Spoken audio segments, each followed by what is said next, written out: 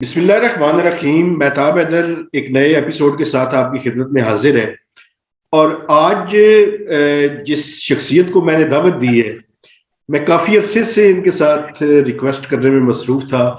پاکستان کے بہت ہی زبردست بیوروکریٹ جو کہ اب ریٹائرڈ ہیں، لیکن میں نے ہمیشہ ان کو جو ہے وہ آئیڈیلائز کیا، اور ہمیشہ میں نے ان سے پچھلے کافی عرصے سے میں ریکویسٹ کر رہا تھا یونس ڈاگا صاحب سے کہ سر آئیں اور میرے ساتھ بات کریں، اور finally I manage to convince him.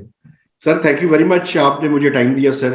سر میں بغیر ٹائم ضائع کیے، یہ جو اسٹیٹ بینک کی اٹانومی کا بل پیش کیا گیا ہے سر، اس میں آپ نہیں سمجھتے کہ ہم نے آئی ایم ایف کی جو پچھلے بہت 25-30 سال سے وہ لگے ہوئے تھے کہ آپ اس بل کی چیزوں کو تسلیم کر لیں، وہ ہم نے فائنلی تسلیم کر لی ہیں، اور میرے خیال میں کوئی زیادہ ریزسٹ نہیں کیا؟ بہت شکریہ مہتاب۔ سب سے پہلے تو آپ کی بڑی مہربانی، جن الفاظ میں آپ نے مجھے یاد کیا یا انٹروڈیوس کیا، اس کے لیے بڑی مہربانی۔ جو بات ہے آئی ایم ایف بل کی، تو یا یہ جو اسٹیٹ بینک بل کی جو کہ آئی ایم ایف کی شرائط کے تحت اب پارلیمان میں ٹیبل کر دیا گیا ہے۔ دیکھیں، پہلے تو ہمیں یہ دیکھنا چاہیے کہ اس کو ایک جس کو کہنا چاہیے کہ امپارشل ویوز کا لینا چاہیے کہ واقعی ایک مانیٹری پالیسی کی ہینڈلنگ اور کریڈٹ کی اور منی سپلائی کی ہینڈلنگ، یہ ایک جس کو کہنا چاہیے آٹونومس اور خود مختار اسٹیٹ بینک کی ذمہ داری ہے۔ یہ تو بالکل صحیح بات ہے، لیکن ہمیں یہ دیکھنا چاہیے کہ کیا واقعی ہمارا اسٹیٹ بینک کا اس وقت جو قانون ہے اس کے تحت اسٹیٹ بینک کو وہ انڈیپینڈنس حاصل نہیں ہے، کیا اپنے فیصلے کرنے میں خود مختار یا آزاد نہیں ہے۔ میں آپ کو چند ایک اس کی مثالیں دوں گا جو میں پہلے بھی ایک آدھ پروگرام میں دے چکا ہوں۔ دیکھیں، آپ کو یاد ہوگا کہ جب نئی یہ گورنمنٹ آئی تھی اور 4 روپے جو ہے ڈالر کی قیمت میں اضافہ ہوا تھا، ابھی ہم آئی ایم ایف پروگرام میں نہیں تھے، اور ابھی وہی پرانی اکنامک ٹیم چل رہی تھی جس میں گورنر اسٹیٹ بینک بھی پرانے تھے اور اسد عمر صاحب تھے فائنانس منسٹر۔ تو اس وقت بھی حکومت کی طرف سے یہی بات کی گئی تھی کہ اس جو قیمت کی بڑھانے میں اسٹیٹ بینک نے اپنے فیصلہ کیا ہے، اور حکومت کے ساتھ یا حکومت کے مشورے پہ یا حکومت کے کہنے پہ یہ نہیں ہوا۔ تو یقیناً وہ اس وقت بھی یہ بات صحیح تھی کہ اسٹیٹ بینک نے اپنا ایک آزادانہ فیصلے کے تحت ڈالر کی قیمت کو بہتر کیا تھا، یا اس کو جو کریکشن اس میں جو ضروری تھی انہوں نے کی تھی۔ تو اس وقت آئی ایم ایف پروگرام بھی نہیں تھا، اور پرانی ٹیم تھی اسٹیٹ بینک میں، اور انہوں نے بھی اپنی ایک آزادانہ رائے اور اپنی آزادانہ فیصلوں کے اوپر اپنا کام کیا۔ یہ تو تھا آپ کی ایکسچینج ریٹ کی فکسنگ۔ جی سر۔ ابھی پچھلے ہفتے آپ کو پتا ہے کہ انٹرسٹ ریٹ کو 1% بڑھا دیا گیا۔ جی سر۔ اس سے کچھ دن پہلے ہمارے وزیر خزانہ صاحب نے کہا تھا کہ انٹرسٹ ریٹ بڑھانا نہیں چاہیے، اس کی کوئی وجوہات نہیں ہے، یہ گلوبل انفلیشن ہے جس کا ریفلیکشن ہم پہ ہے، اور یہ ڈیمانڈ پل نہیں ہے، یہ کاسٹ پوسٹ ہے، اور اس کو اس لحاظ سے ڈیل کیا جائے۔ تو اسٹیٹ بینک کی جو مانیٹری پالیسی کمیٹی نے وہ بات حکومت کی نہیں مانی، اور انہوں نے 1% انٹرسٹ ریٹ بڑھا دیا۔ یہ دونوں واقعات جو کہ اس بل کے پہلے سے ہیں، اس میں یہ ثابت ہوا کہ انٹرسٹ ریٹ میں بھی اور ایکسچینج ریٹ میں بھی اسٹیٹ بینک ہمارا آزادانہ فیصلے کرتا رہے، آئی ایم ایف کے پروگرام سے پہلے بھی کرتا رہے، اور یہ کئی سالوں سے ہماری یہ روایت ہے۔ اس کے علاوہ سوری میں آپ کو انٹرپٹ کر رہا ہوں سر، یہ بتائیے یہ پھر کس طرح کی آزادی جو ہے وہ اسٹیٹ بینک کو ریکوائرڈ تھی؟ اگر میرا جملہ سخت نہ ہو تو کیا ہم نے آئی ایم ایف واشنگٹن نے آئی ایم ایف اسلام آباد کے تحت ساتھ مذاکرات کر کے وہ بل پیش کروانا چاہتے تھے، یا کیا کروانا چاہتے تھے؟ دیکھیں، جو بل کی جو ہم دیکھ رہے ہیں نا، آپ ایک اب دنیا کے اندر یہ جو ہمیں آپ نے بالکل صحیح بات کی ہے، پچھلے 20-22 سال سے ہمیں یہ ریفارمز کے تحت یہی بات کی جاتی ہے کہ ہماری اسٹیٹ بینک کی انڈیپینڈنس یا سینٹرل بینک کی انڈیپینڈنس ہونی چاہیے، اور ہم نے وقتاً فوقتاً وہ کرتے بھی رہے۔ ہم نے یہ نہیں ہے کہ ہم نے اس رائے کا جو ورلڈ بینک یا اسٹیٹ بینک کی طرف سے وقتاً فوقتاً ہمیں دی جاتی رہی، ہم نے اس کا احترام کرتے ہوئے ہم نے اسٹیٹ بینک کو وقتاً فوقتاً وہ آزادی اور وہ انڈیپینڈنس دی بھی ہے۔ وہ پہلے والا اسٹیٹ بینک اب نہیں ہے جو جس زمانے میں وہ پوچھتا تھا فون کر کے کہ جی میں کتنا انٹرسٹ ریٹ پڑھاؤں یا کیا کروں. وہ یا پہلے ایک زمانے میں آپ کے پاس یہ بھی تھا کہ سارے بینک سرکاری تحویل میں تھے, ساری کریڈٹ سرکولیشن, منی سرکولیشن, وہ ساری کچھ ایک سرکار کے تحت ہی چلتی تھی. اب ایک ہمارے پاس انڈیپینڈنٹ روبسٹ بینکنگ سسٹم ہے, ہمارا اسٹیٹ بینک ایک آزاد ریگولیٹر ہے, تو ہمیں اس طریقے سے ہم نے اس کو انیبل کیا ہے ان 20-22-25 سالوں میں. یہ نہیں ہے کہ ہم کہیں ایک اسٹیٹک پوزیشن پہ کھڑے تھے. تو جیسے میں نے آپ کو مثالیں دی کہ تمام چیزوں پہ اسٹیٹ بینک کے پاس کلی آزادی, فنکشنل جس کو کہتے ہیں انڈیپینڈنس ہے. اب جو بل کو ہم دیکھ رہے ہیں اب اس پہ تو یہ لگتا ہے کہ آپ کی اکنامک پالیسی جو ہے وہ بھی گورنمنٹ نہیں بنا پائے گی.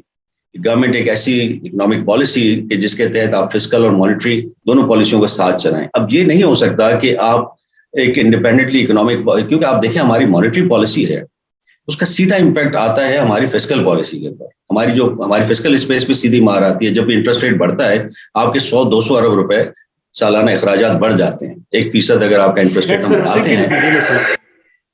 جی میں کہہ رہا ہوں ڈیٹ سروسنگ بڑھ جاتی ہے. جی بالکل, 2/3 جو دیکھیں نا آپ کا ہماری جو حکومت ہے فیڈرل گورنمنٹ وہ لون لیتی ہے. 2/3 جو جتنے بھی بینکس کے لون ہیں وہ گورنمنٹ کو جاتے ہیں. تو سیدھا اس کا اثر پڑتا ہے کہ آپ کی جو فسکل اسپیس کم ہو جاتی ہے, پھر آپ کو نئے ٹیکسز لگانے پڑتے ہیں, پھر اس سے مہنگائی بڑھتی ہے. تو جو انٹرسٹ ریٹ ہم مہنگائی کم کرنے کے نام پہ بڑھاتے ہیں وہ الٹیمیٹلی مہنگائی کو بڑھاتا ہے, کیونکہ ٹیکسیشن بڑھتی ہے, آپ کی فسکل نیڈز بڑھتی ہیں آپ کی, کیونکہ گورنمنٹ کو 200-300 ارب روپے مزید چاہیے ہوتے ہیں جب بھی آپ 1% انٹرسٹ ریٹ کو بڑھاتے ہیں. تو یہ جو بات ہم نے کی.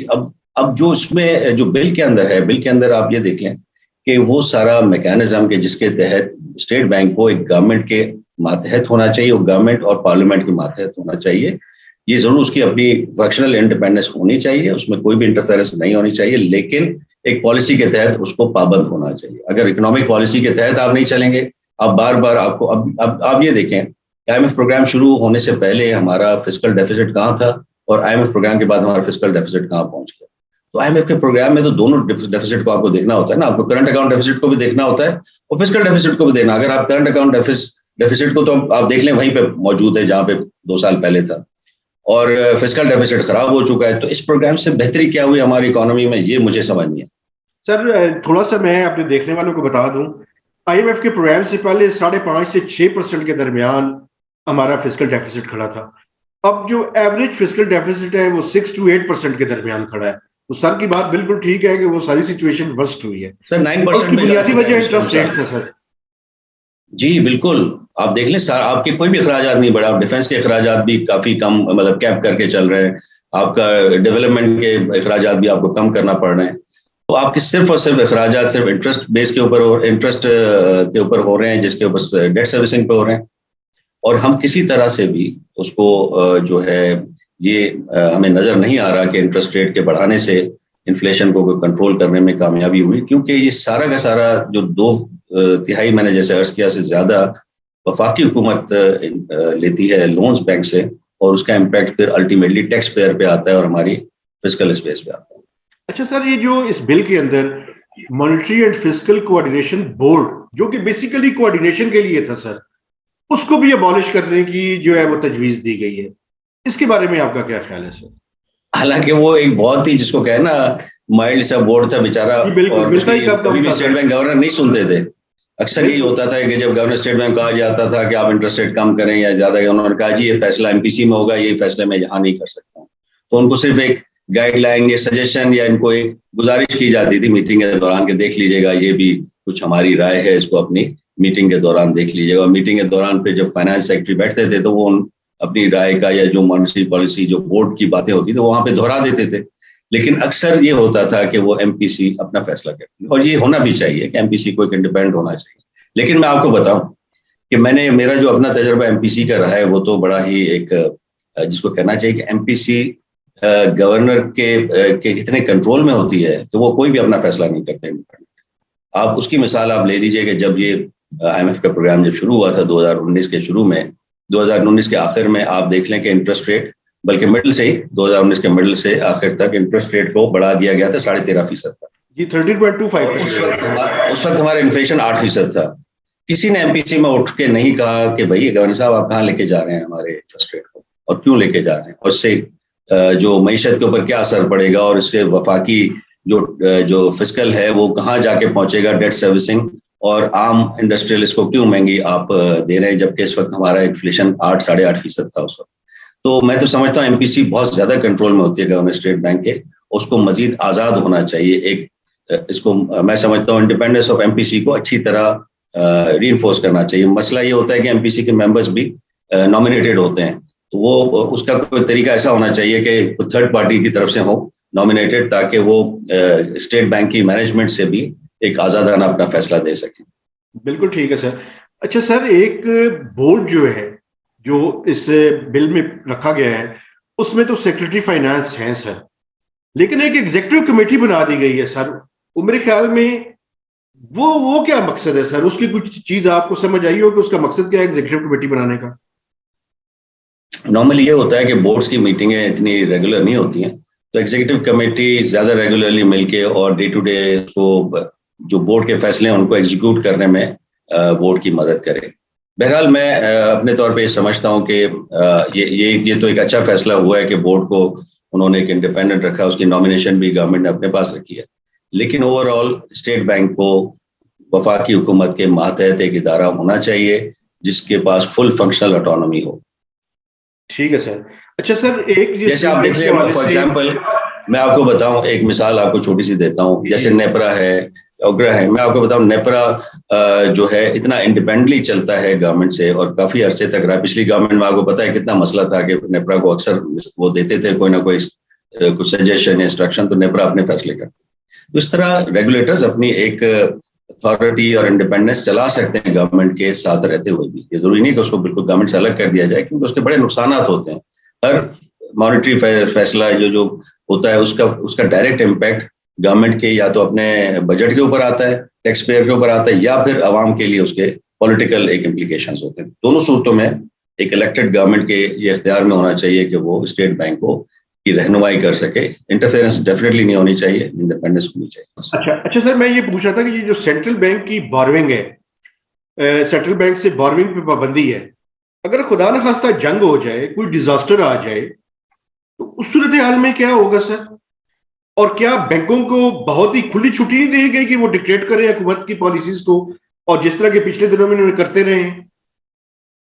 جی آپ کی بات بالکل صحیح ہے کہ کہیں پہ بھی آپ یہ نہیں ہم نے دیکھا کہ جی جو lander of the last resort ہے جو کہ وہ گورنمنٹ کا اپنا بینک ہے، گورنمنٹ اسی کو ایکسیس نہ کر سکے. لیکن فسکل ڈسپلن کے لیے ضروری ہے کہ اس کی لمٹس رکھی جائیں کہ آپ کتنا بورو کر سکتے ہیں اور کتنا نہیں کر سکتے. ایک اس کی ضرور لمٹ دی جائے کہ جب اس سے زیادہ بورنگ ہوگی تو پھر آپ یہ اپنے بلز یا اپنے جو بانڈز ہیں وہ اس میں جو فلوٹ کر دیں گے مارکیٹ میں. تو ایک لمٹ سے زیادہ گورنمنٹ نہ کرے اور ایک ڈسپلن کے تحت ہو. یہ نہ ہو کہ ہر وقت نوٹ چھاپنے کی گورنمنٹ خواہش کرے. تو یہ یہاں تک تو ڈسپلن ہونا ٹھیک ہے، لیکن بالکل زیرو ایکسیس ہونا یہ بالکل ہی آپ کھلی چھوٹ دے رہے ہیں کہ وہ بینک اپنی مرضی سے کارٹلائزیشن کر کے جس طرح گورنمنٹ کو جتنا ریٹ دینا چاہیں وہ دیں. اور یہ ہوا بھی ہے ماضی میں. آپ دیکھیں پورا یہ ٹائم ہماری اگر ہم دیکھیں جو ڈیٹ مینجمنٹ ہے وہ پوری ڈس ایرے میں رہی ہے، بیکاز کہ ہم نے اسٹیٹ بینک کی طرف جو ریکورس تھا وہ ہم نے بند کر دیا گورنمنٹ کا. اور اس کا آپ دیکھیں نا، اس کا یہ کہنا کہ اب نوٹ نہیں چھپ رہے. اسٹیٹ بینک آف پاکستان ایک lander of the last resort ہے، حکومت کا اپنا بینک ہے، اور یہ کہیں پہ بھی یہ ایک نامناسب بات ہے کہ پھر گورنمنٹ ہی اس کو ایکسیس نہ کر سکے. لیکن فسکل ڈسپلن کے لیے ضروری ہے کہ اس کے اوپر کوئی لمٹ لگائی جائے کہ گورنمنٹ ایک حد سے زیادہ نوٹ چھاپنے کی طرف نہ جائے، اور پھر اس کو جب بھی پھر ایک حد سے زیادہ بڑھے تو پھر اس کو کمرشل بینکوں کی طرف ڈائیورٹ کرے اور اس کو ریکورس ہونا چاہیے. لیکن زیرو ریکورس دینا ایک بہت ہی زیادتی ہے کہ پھر آپ وفاقی حکومت کو بینکوں کے رحم و کرم پہ چھوڑ دیتے ہیں کہ وہ جس طرح چاہے ان سے وہ کارٹلنگ کر کے اور اپنا انٹرسٹ ریٹ ہے. ہم نے دیکھا یہ پچھلے سالوں میں یہ ہوتا رہا ہے کہ بینکوں نے اس طرح کیا ہے. تو جب بھی وہ اسٹیٹ بینک کا جب ریکورس ہوتا ہے تو بینکس کو پتا ہوتا ہے کہ گورنمنٹ وہاں جا سکتی ہے، تو وہ اپنی لیکوڈیٹی پھر طریقے سے اس کو جب ٹھکانے لگانے کے لیے گورنمنٹ کو صحیح ریٹس دیتے ہیں. اور دنیا میں کہیں پہ بھی سوورن ریٹس اتنے ہائی نہیں ہوتے، ان کے اوپر اتنا بڑا اسپریڈ نہیں لیا جاتا. لیکن ہمارے یہاں چونکہ شروع ہو چکا ہے یہ، تو یہ بالکل ہی ایک غلط روایت ہے. میں سمجھتا ہوں اس کو ایک لمیٹڈ ریکورس ہونا چاہیے گورنمنٹ کے پاس. انلمیٹڈ بالکل نہیں ہونا چاہیے، گورنمنٹ ہونا چاہیے لمیٹڈ. ٹھیک ہے سر. اچھا سر, ایک اور اس پہ ضروری آپ سے, بالکل آپ سے بہتر کوئی بھی اس چیز پہ میں آپ سے بات کر کے ختم کر دوں گا. سر آپ نہیں سمجھتے کہ اس ٹائم ہم نے آئی ایم ایف کی وہ چیزیں مان لی ہیں جو پچھلے 20-25 سالوں میں ہم نے نہیں مانی تھی سر. مطلب یہ اسٹیٹ بینک کی اٹانومی کا بل بالکل سرنڈر کرنے کا لفظ میں نے استعمال کیا, آپ پتہ نہیں اس کو کس کانٹیکسٹ میں, اور پھر جی ایس ٹی کی ایگزمپشن ایسے ٹائم میں جب انفلیشن زیادہ ہے سر. بالکل, آپ نے بالکل صحیح بات کی کہ ایک طرف آپ انفلیشن کم کرنے کے اپنے آبجیکٹیوز کی بات کرتے ہو, دوسری طرف جی ایس ٹی لگا کے اس کو کرتے ہیں. حالانکہ انکم ٹیکس اور دوسری چیزوں کے ذریعے اس کو کرنے کی, بہتر کرنے کی کوشش کرنی چاہیے تھی اگر ضرورت بھی تھی مزید ٹیکسز کی. اس کے ساتھ جو آپ نے بات کی نیگوسیشنز کی, تو میں آپ کو بتاؤں نیگوسیشنز میں آپ تبھی اچھی طرح نیگوشیٹ کر پاتے ہیں جب آپ کے اور آپ کے ٹیبل کے دوسری طرف بیٹھے ہوئے کہ ایمز اینڈ آبجیکٹیوز میں ڈفرنس ہو. جب آپ ایک ہی قسم کی سوچ رکھتے ہو تو پھر نیگوسیشن نہیں ہوتی, اور یہی ہمارے ساتھ ہوا کہ جب ہم نے یہ آئی ایم ایف کا پروگرام شروع میں جس طرح نیگوشیٹ کیا تھا, تو جو ہماری طرف سے جو لوگ بیٹھے تھے وہ بھی انہی خیالات کے حامل تھے کہ جو کہ ہمیں آئی ایم ایف کی طرف سے کہا جا رہا تھا. اور خاص طور پہ جن معاملات پہ ہم سمجھتے تھے کہ ہم ایک اسموتھ سیلنگ کر سکتے ہیں 3 سال کے پیریڈ میں, اس کو پھر فرنٹ لوڈڈ کر کے ایک ہی سال میں وہ سارے کام کر دیے گئے, کہ جس طرح اچانک 13.5% پہ اس کو انٹرسٹ ریٹ کو لے جایا گیا, ڈالر کو 165 پہ پہنچا دیا گیا. پھر آپ کو پتا چلا کہ ڈالر تو 155 کا ہے, تو پھر دوبارہ پھر 55 پہ ہے, لیکن اس میں مہنگائی پھر ہو چکی تھی, وہ سارا ڈیریل ہو چکا تھا آپ کا انڈسٹریل جو گروتھ تھی. لیکن اب جب واپس آئے ہیں اور پچھلے 1 سال سے ہم کوشش کر رہے ہیں انڈسٹریل گروتھ کو واپس لانے کی, تو ہمیں پھر اپنے فیصلے سوچ سمجھ کے کرنے چاہیے. اس طرح بار بار جو چینجز کرنی ہے, جیسے آج کی ایک چینج آپ دیکھ لیں کہ سیلز ٹیکس میں آپ نے دی تھی چھوٹ ایکسپورٹ فیسیلیٹیشن اسکیم کے تحت 2021 میں, کہ جو امپورٹ آف جو لوکلی بھی اگر کوئی مشینری وغیرہ پرچیز کرے گا اس کو ہم سیلز ٹیکس میں ریلیف دیں گے, وہ بھی آپ نے ودرا کر the with in period of few months. تو اگر پالیسی میں اسٹیبلٹی نہیں ہوگی اور اگر ہم اپنے آبجیکٹیوز کو بہت کلیئرلی ڈیفائن کر کے نہیں چلیں گے, تو یہ پھر جو ہے ہیپزرڈ وے میں اگر ہم چلائیں گے تو نہ آئی ایم ایف پروگرام سے ہمیں کوئی فائدہ ہوگا, نہ ہی کسی اور ہماری پالیسی ایک ہمیں وہ رکھنی چاہیے جو کہ ہوم میڈ ہو, اس کو نیگوشیٹ کرنا چاہیے اچھی طرح آئی ایم ایف سے, اور میں سمجھتا ہوں وہ نہیں کر سکے ہم نیگوسیشنز میں شروع سے. اچھا سر, آخری سوال اگر اجازت دیں آپ, وہ یہ ہے سر کہ کیا آئی ایم ایف پروگرام کو بہتر نیگوشیٹ کیا جا سکتا تھا؟ میں آپ کو یہ بات بتاؤں کہ بہت اچھا نیگوشیٹ ہم ایک وقت کر چکے تھے, خاص طور پہ جب واشنگٹن میں تھے, تو اس وقت جو پرانی ٹیم ہی تھی, اور ہم نے اس کو فیبرری 2019 میں بہت اچھی طرح ادھر ڈسکس کر کے نیگوشیٹ کر لیا تھا, اور 3 سال میں اس کو ایک اچھے طریقے سے لے کے چلنا تھا ہم نے, جس میں انٹرسٹ ریٹ کو بھی وہیں پہ مینٹین کرنا تھا 10.5 پہ اس وقت, اور ہم نے ایکسچینج ریٹ کو بھی آہستہ آہستہ آگے بڑھانا تھا. لیکن پھر بعد میں جس طرح ٹیم میں چینجز ہوئیں, اس کے بعد پھر نیگوسیشنز کا جو رخ ہی بدل گیا, اور اس کے بعد پھر ہماری ٹیم شاید وہ سب کچھ کرنے کے لیے تیار تھی جو شاید آئی ایم ایف نے ہم سے مانگا بھی نہیں تھا. ٹھیک ہے سر. سر جی تھینک یو ویری مچ, آپ نے مجھے ٹائم دیا سر, اور اس امید کے ساتھ کہ آپ آئندہ بھی مجھے ٹائم دیں گے سر. موسٹ ویلکم مہتاب, آپ کے ساتھ ہمیشہ ایک بڑی یوزفل گپ شپ ہوتی ہے. سر thank you very much. Okay sir, خدا حافظ. Thank you.